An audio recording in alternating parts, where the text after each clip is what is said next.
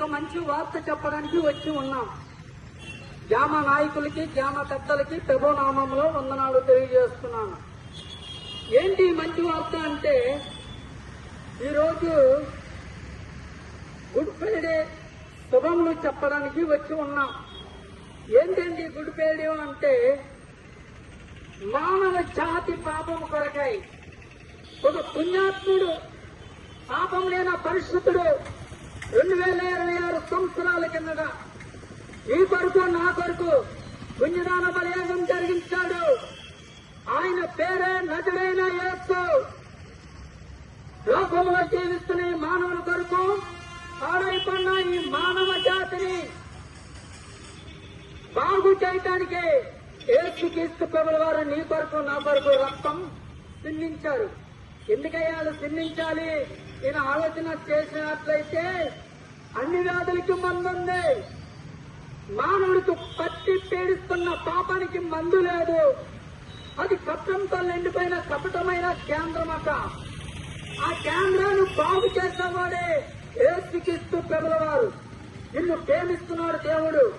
ఏ పాపంతో చిక్కబడ్డావో, ఏ శాపంతో చిక్కబడ్డావో దినాలు చూస్తుంటే భయంకరంగా ఉన్నాయి. అనేకమైన హత్యలు జరుగుతున్నాయి, ఆత్మహత్యలు జరుగుతున్నాయి. ఎందుకు ఈ విధంగా జరుగుతుందో అంటే, మానవుడు యొక్క పాపం వెంటాడుతుంది. ఆ పాపాన్ని, శాపాన్ని తీయటానికే యేసుక్రీస్తు ప్రభుల వారు నీ కొరకు ప్రాణం పెట్టాడు.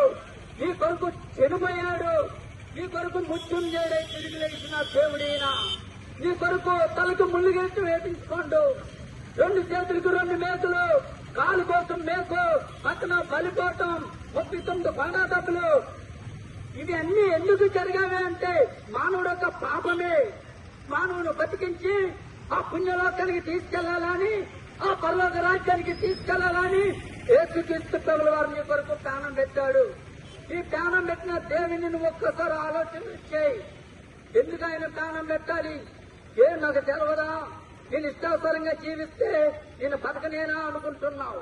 పాపంతో జీవిస్తే, పాపంతో చనిపోతే పాపం వల్ల వచ్చే మరణం, పాపం వల్ల వచ్చేది మరణం. ఆ మరణం నువ్వు నరకానికి వెళ్ళకూడదని, పాతాళానికి వెళ్ళకూడదని, ఆ పుణ్యలోకానికి నువ్వు వెళ్ళాలని, ఆ పరలోక రాజ్యానికి నువ్వు వెళ్ళాలని యేసుక్రీస్తు ప్రభుల వారు నీ కొరకు ప్రాణం పెట్టే రోజు ఈ రోజు. ప్రాణం పెట్టాడు నీ కొరకు.